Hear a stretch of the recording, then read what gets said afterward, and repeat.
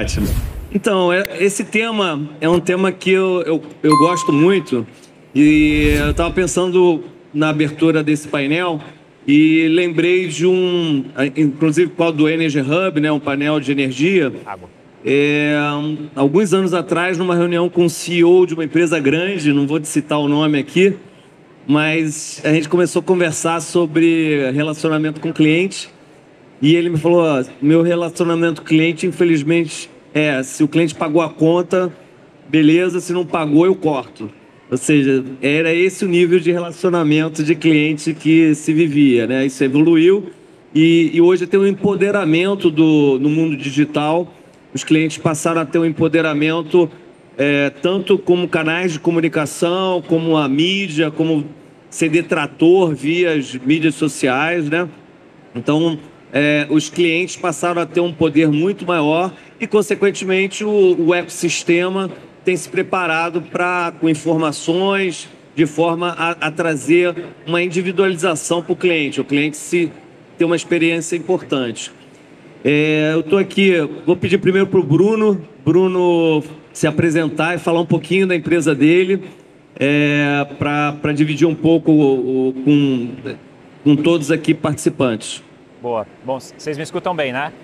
O microfone, tem que pegar o microfone. Bora, eu achei que era esse aqui. Bom, primeiro, bom dia, obrigado pelo convite. Acho que os últimos 10 anos aí de inovação, eu passei pelo Itaú, passei pela Ambev nos últimos 6 anos e nos últimos 6 meses, 6 meses atrás, saí da Ambev para montar a Quantar. Quantar é basicamente a minha boutique de inovação que atende grandes empresas, mas que eu estou mudando um pouco para olhar um segmento de médias empresas no Brasil. Basicamente, empresas que faturam acima de 100 milhões, que estão olhando toda essa reconfiguração de consumidor cada vez mais empoderado, de empresas precisando inovar, de grandes empresas operando como ecossistemas de negócio. É aí que eu quero entrar. Eu acho que tem um mercado infinito, eu acho que é uma demanda que nos últimos anos foi bem suprida nas grandes empresas, mas eu acho que a média agora tem muito espaço para novas ofertas. Basicamente, o que eu fazia na Ambev como diretor global, agora eu acho que eu consigo fazer para mais empresas. Vamos ver. Não, e a Ambev, né, tem aí um histórico de logística e atendimento ao cliente muito próximo, né? Você deve ter capturado uma experiência muito boa e poder levar isso para outras indústrias, né? Que eu acho que, como a de energia, é uma indústria com a migração do mercado cativo para o mercado livre, acho que hoje é um foco de todo CEO de empresas de energia, como eu atender meu cliente, como eu conhecer o cliente, como eu transformar a minha relação com o cliente. Então, seja bem-vindo aqui ao setor de energia, tapete vermelho para você. Bom, Pedro, eu não vou nem pedir para o Pedro falar da Eletrobras, né, que todo mundo conhece a Eletrobras, uma empresa de energia da América Latina, maior budget de energia do Brasil, patrocinador do evento, stand aqui bacana na nossa frente. Aí eu vou provocar o Pedro pedindo para ele falar um pouco do que a gente vai ter aqui no Rio com o Rio Energy Bay. Eu nem sei se todos conhecem, então vou pedir primeiro para você puder falar um pouquinho aqui para o pessoal ficar curioso com o Rio Energy Bay. Mas você falar que eu não posso falar da Eletrobras na frente do stand da Eletrobras, tá gravando aí. Falar um pouquinho rapidamente não, tá bom, né? Porque já é bem conhecido. Não, mas assim, a Eletrobras, não vou falar da Eletrobras como negócio, porque de fato é conhecido, né? Empresa gigante, a maior da América Latina, mas ela está num momento novo, né? Eu acho que esse tema que vocês levantaram é um tema super importante, porque é a primeira vez que a Eletrobras tem uma VP de inovação, né? Antes isso ficava pulverizado nas empresas, tinham iniciativas esparsas, não vou dizer que desorganizadas, mas assim, você não capturava todo o valor que a inovação pode capturar com uma governança mais concentrada, né? Então, acho que tem tudo a ver fazer isso, e isso facilita, inclusive, a conexão com o ecossistema, né? Quando você tem uma porta de entrada, uma porta de conexão única, que você consegue ver os programas, o que está acontecendo, quais são os desafios, quais são os problemas, eu acho que ganha muito, né? Até convido todos a visitarem lá o Innovation Grid, que é um portal que a gente tem já funcionando na internet, por onde vocês vão conseguir ver lá os desafios, o que está rolando. E no Rio Energy Bay, que é um outro chapéu, né? Eu estou lá na presidência do Instituto. O Instituto que foi criado no âmbito daquele programa do RIP, que começou lá em 2020, né, um programa que começou com o MIT, e dentro das intervenções estratégicas eles identificaram que faltava um conector, um integrador de todo esse ecossistema de inovação aqui no Rio de Janeiro, que a ambição era transformar o Rio de Janeiro na capital mundial da transição energética.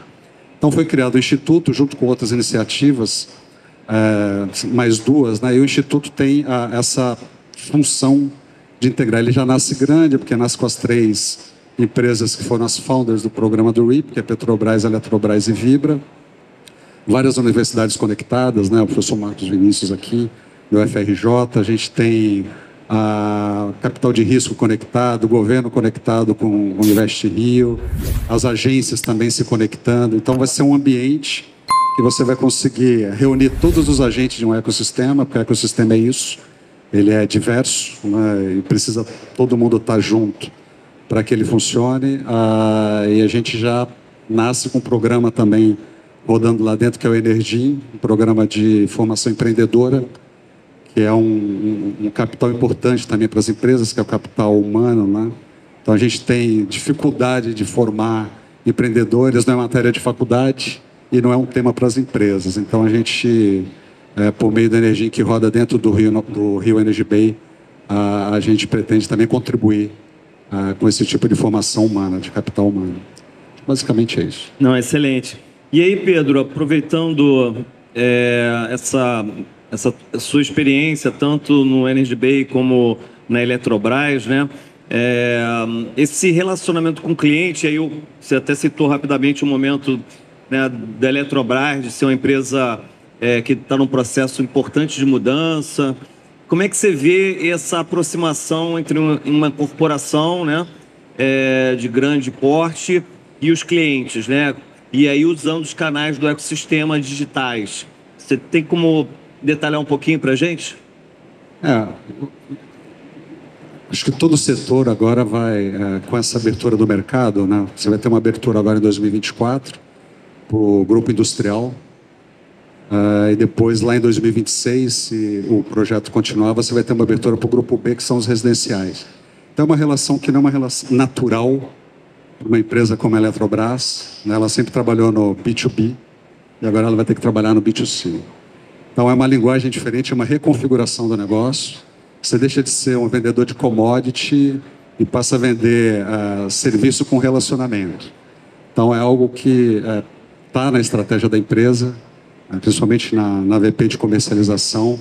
É um desafio. Você vai ter que começar a transitar por um ambiente que era um ambiente próprio das distribuidoras, por exemplo, que já tinha ali a área de atendimento ao cliente, mas eu vejo uma oportunidade também gigante, né? Você vender a sua própria energia para o consumidor final, mudando essa maneira de fazer as coisas dentro da empresa. Acho que a tecnologia vai ajudar muito, é essencial, fundamental para você criar esse relacionamento, a questão dos dados, a questão de como que você compete nesse mercado, que antes você competia para acesso ao mercado, agora você vai competir no mercado.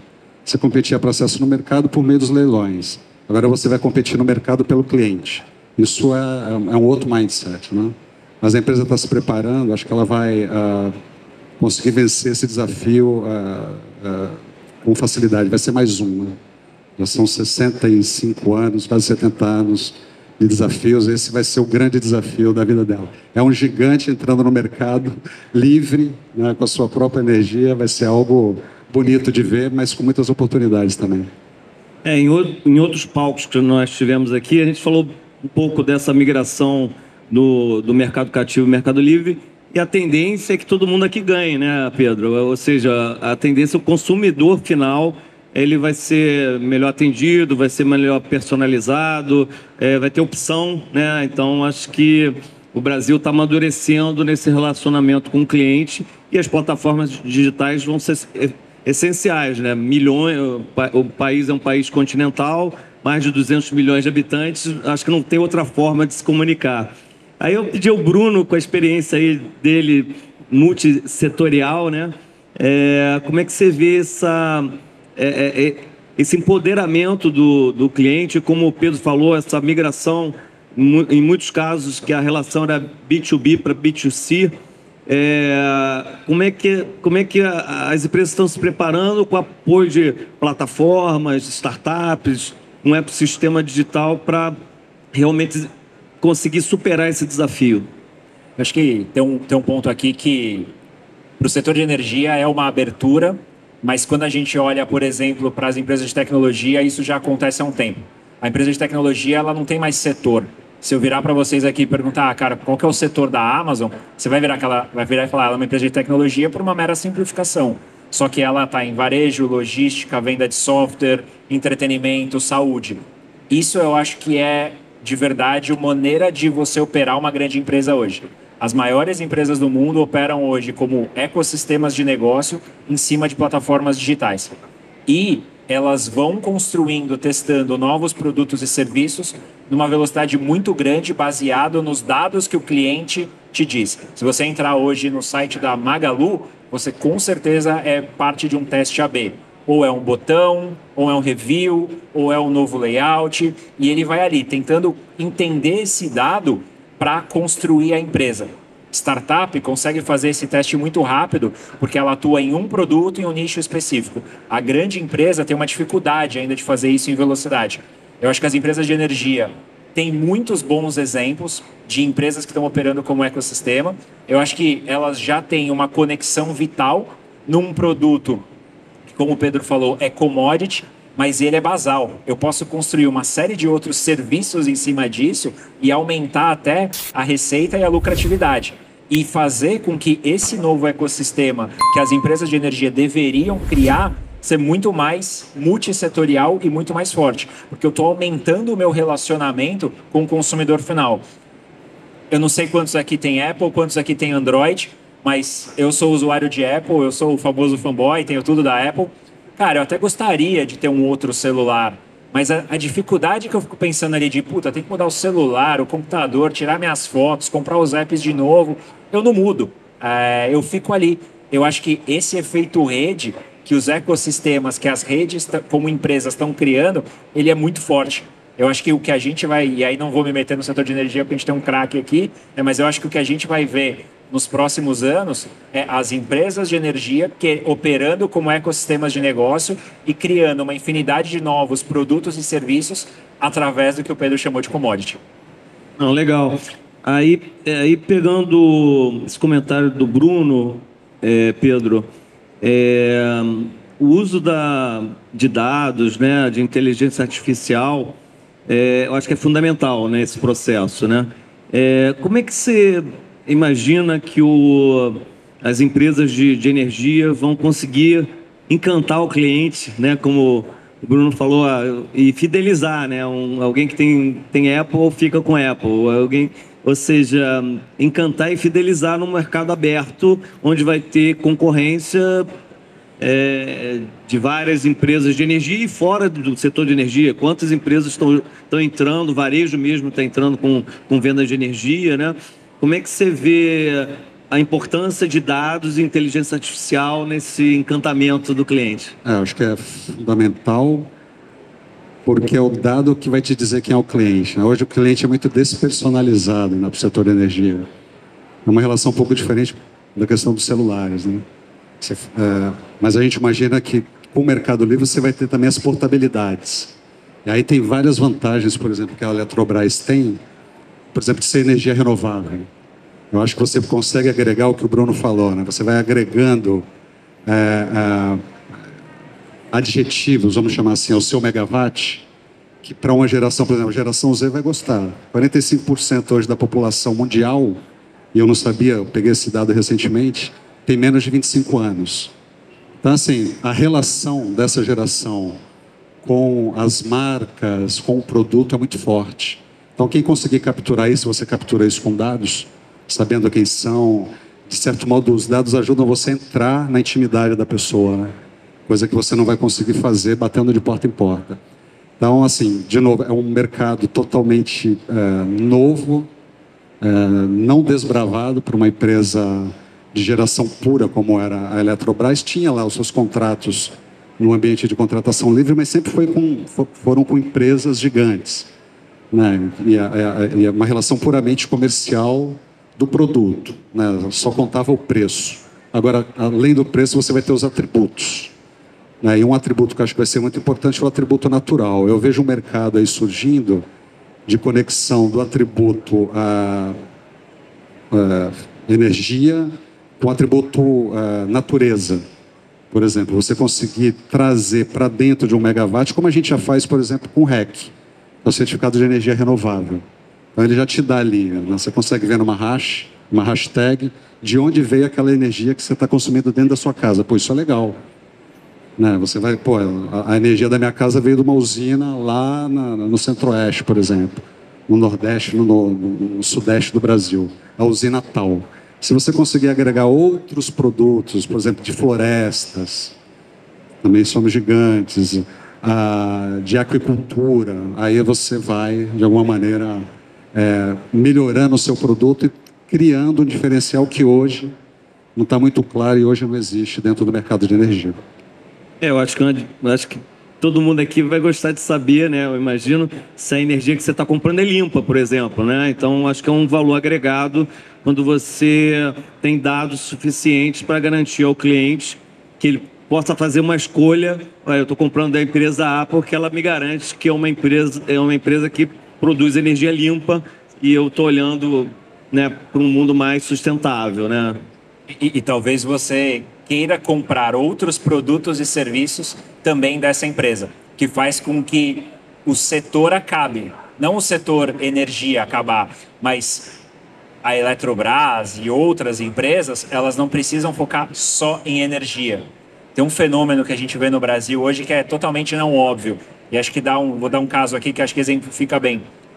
A empresa que mais vende iPhone no Brasil hoje é o Itaú. Não é a Apple, não é a Amazon, não é o Magalu. Você fala, cara, mas Itaú não é banco? É, mas ele entendeu ali, vendo os serviços financeiros, as transações, que as pessoas tinham uma alta demanda. E ele conseguiu fazer uma matemática financeira onde a pessoa que tem o desejo de comprar o iPhone pudesse parcelar no banco mesmo. E ele vai criando ali uma fidelização desse cliente. Eu acho que aqui vai ter uma oportunidade de você, através de um serviço muito bem feito dentro de energia, abrir mercado em outros produtos e serviços que vão fazer com que a empresa cresça.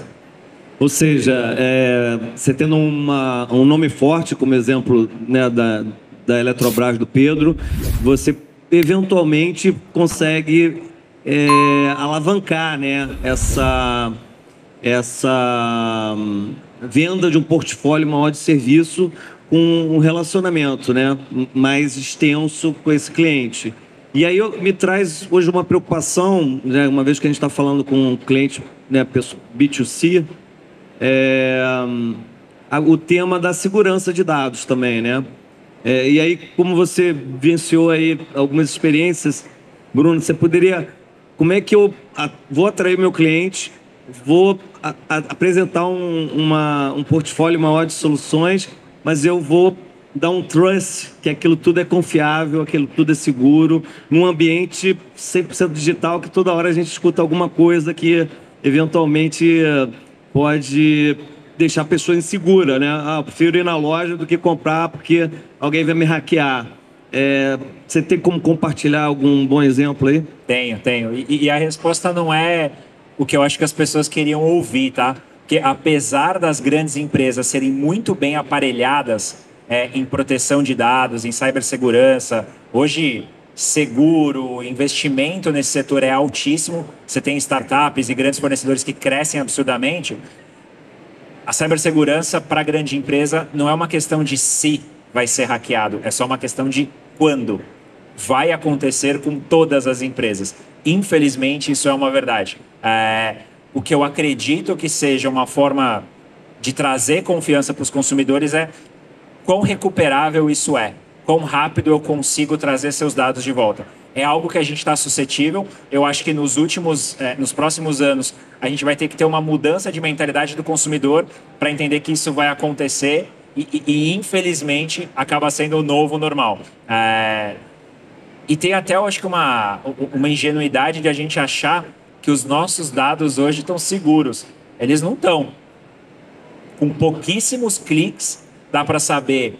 E não porque os dados vazaram em algum lugar, porque a gente, como consumidor, compartilha muito. Dá para saber onde você mora, dá para saber onde você trabalha, dá para saber mais ou menos a que classe social você pertence, dá para saber seu carro, a placa do seu carro, dá para saber um monte de coisa hoje que muitas vezes a gente vai fornecendo. Hoje nas redes sociais a gente livremente vai falando onde a gente está, vai dando muito mais informação do que devia às vezes. Então assim, eu acho que conviver com esse aparente caos, essa falta de governança, essa falta de tranquilidade, para mim é o novo normal.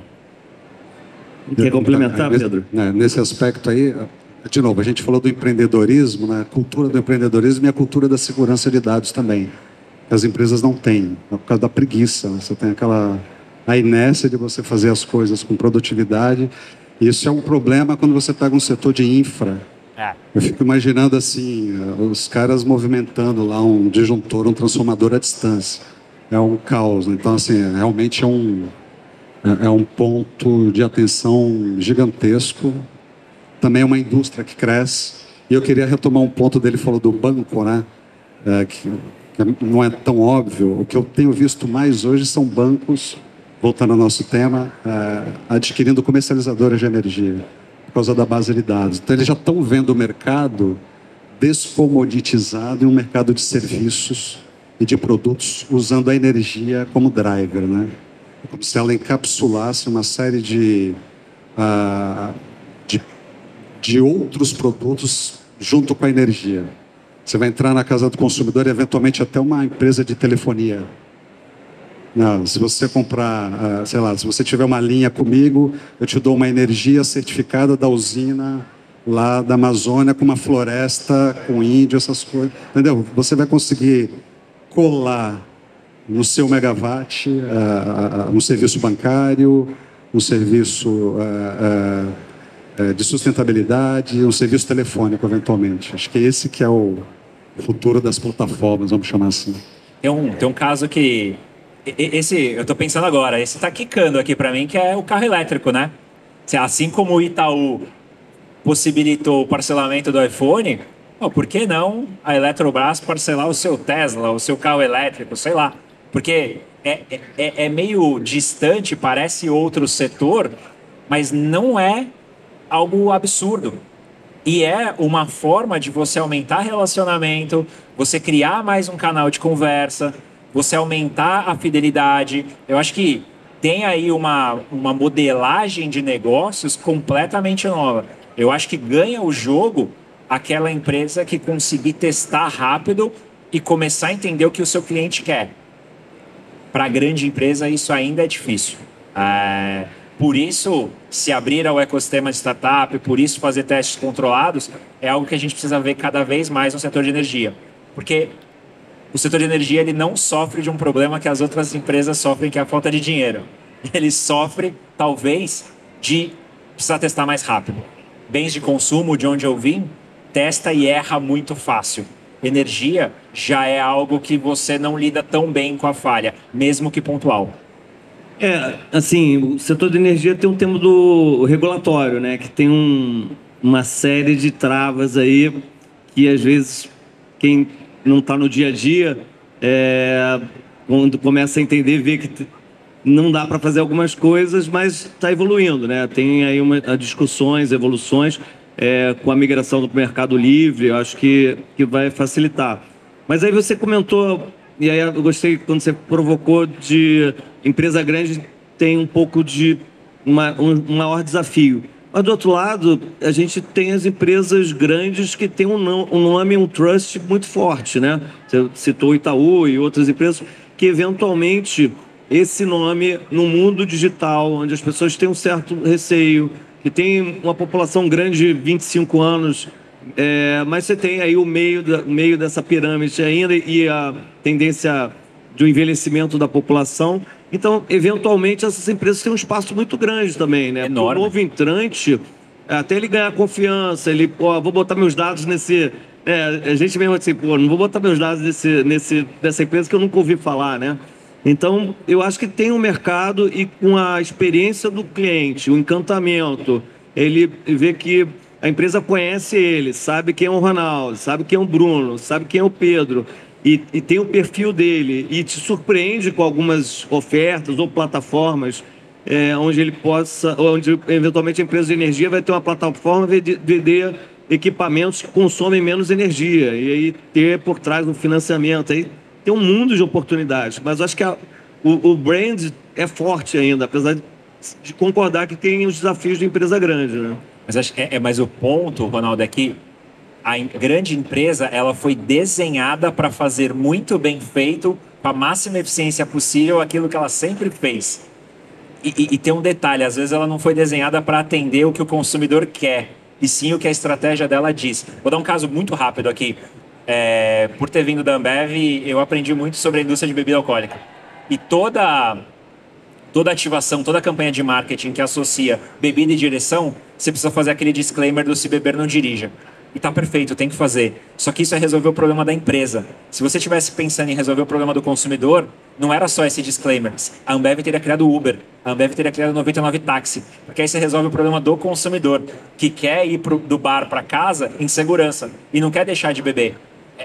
Essa mudança de maneira de enxergar a jornada muda completamente a estratégia e o modelo de negócio da empresa. Isso é bem difícil de fazer. Pensar fora da caixa, né? Então, E no setor de energia, até historicamente, né, Pedro? É um setor que tinha uma receita cativa, né? A geradora vendia, né? A Eletrobras devia ter uns 100 clientes, 80 clientes, e aí isso tinha linha de transmissão, e aí chegava a distribuidora sim tinha a quantidade enorme de clientes, mas como eu falei aqui no início, o relacionamento, entregou energia, pagou, ótimo, não pagou, eu corto. Então, acho que essa cadeia vai mudar. Eu acho que o teu comentário foi importante. Não sei se o Pedro quer complementar. Tem esse lado, mas também tem um lado do próprio... A pessoa quer ter a sua própria fonte hoje, né? Você tem geração distribuída crescendo assim exponencialmente no Brasil e meio fora do radar. Né? Se todo mundo puder ter alguma fonte geradora própria, ela vai colocar. Então você tem isso também. Né? Você tem gente entrando e gente saindo. Mais gente saindo, principalmente o residencial. Muitas empresas comprando fontes de geração para ser autoprodutor. Então, assim, é um mercado, uma transformação muito grande em termos de negócio.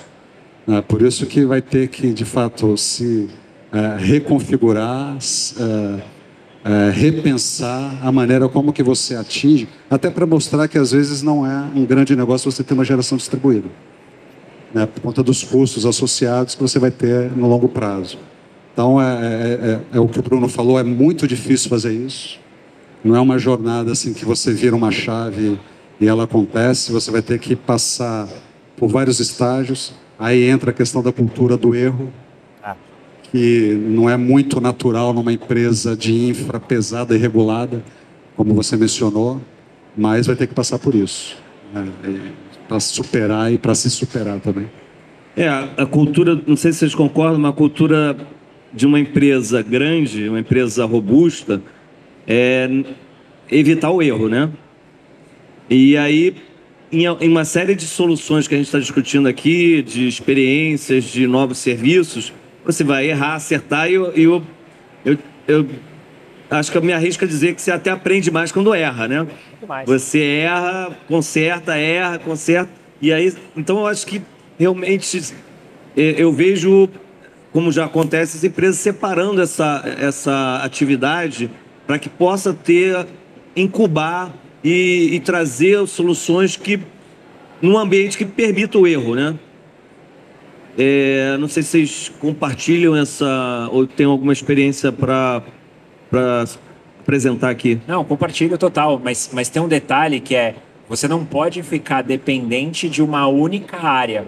Porque imagina, a inovação na Eletrobras, a inovação na Ambev, a inovação no Itaú tem que estar descentralizado pela empresa inteira. Porque a necessidade de criação de novos negócios e de testes é da empresa inteira. Se você depender de uma única área, essa área vai ser pura e simplesmente o gargalo de inovação. Porque se tem que passar ali, cara, é um funil.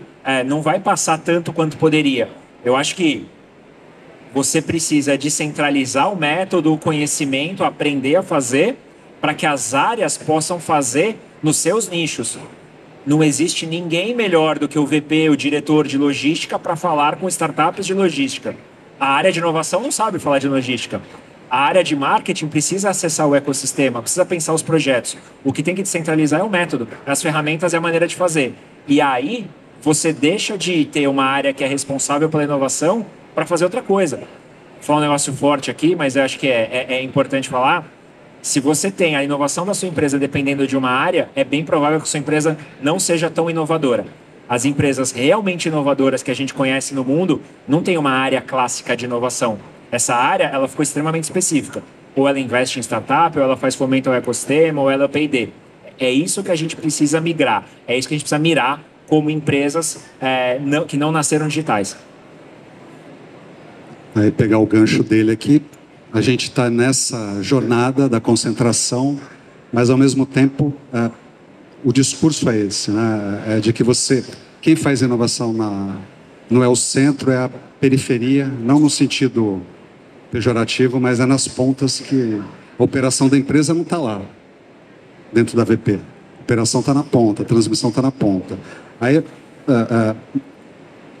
com foco nisso, a gente está criando agora os polos. As empresas, cada empresa vai ter um polo, é um grid, né? Então você conecta. Aí é uma linguagem de engenheiro que eu não sou, mas engenheiro eletricista. Você conecta os polos no grid. Por quê? Porque você tem características de ecossistema num país enorme com 26 estados, né? Então a Eletrobras está em todos. Então qual foi a sacada, vamos chamar assim? Vamos criar os polos, aí a partir dos polos a gente captura as ideias vêm, passam por todo aquele funil e voltam para os times de inovação, que são times diversos e formados com quem de fato conhece o problema, né? O lema lá, a gente não tem como que é soluções em busca de um problema, mas problemas, né, atrás de soluções. Isso você vai encontrar nos polos. É uma evolução que chegou cedo, mas eu concordo plenamente com você. A inovação não é top-down, ela é bottom-up, e ela tem que nascer na periferia, não do centro para a periferia, da periferia para o centro. Isso é ciência, né? Isso é ciência. Na verdade, você vai passar a ter uma cultura digital em toda a organização, né? E eu acho que leva um tempo, né? Quando você já nasce digital, né? É bem mais fácil, uma Tesla, né? Mas quando você tem de transformar uma empresa é um desafio, mas é um desafio bacana também, né?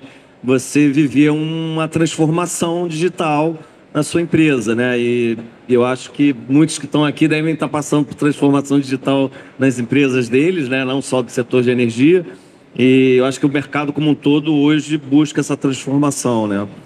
O reloginho já parou ali, eu acho que já acabou o nosso tempo, mas eu queria pedir para vocês fazerem um fechamento aí, não sei, Bruno, Pedro, poderem fechar, concluir o tema aí da jornada de experiência do mundo digital. Acho que, só para dar uma contribuição rápida aqui, eu acho que a gente tem que se aprofundar um pouco mais. Como o Pedro falou, é ciência, mas talvez a ciência não esteja tão próxima da iniciativa privada como deveria. Executivos de grandes empresas, média gerência, precisam entender que inovação não é arte, não é uma mente brilhante que vai ter uma grande ideia e isso vai dar certo. É processo, é ciência, para estudar um pouco mais. E eu acho que o setor de energia, nas próximas décadas aí, talvez seja um dos lugares mais legais de trabalhar para quem está de fora. Para quem está dentro, é um super desafio que eu acho que a gente vai poder testar muita coisa e ver uma grande transformação. É isso. Não, e é legal estar com o Bruno aqui, porque vocês tiveram experiência com a Lemon lá, né? Eu acompanhei muito ali o processo, achei fantástico. E virou negócio, né? Tá assim, super escalado. Aquela questão da energia, como que é, por assinatura. A gente falava disso, o pessoal falou, pô, mas como assim energia por assinatura? Então essas trocas, acho que elas são super importantes com quem já está maduro na jornada, porque agora a gente vai ter que aprender com quem já passou todas as dores e ver se a gente não passa por todas elas, né? E agradecer também o Valino aí pela mediação. Valeu, muito bom. Obrigado. Bom, eu quero agradecer ao Pedro, o Bruno aqui. Queria pedir aplausos para eles numa plena sexta-feira, eles aqui. Acho que o Mandarino vai continuar aqui com o palco, deve ter mais uma apresentação. Obrigado a todos.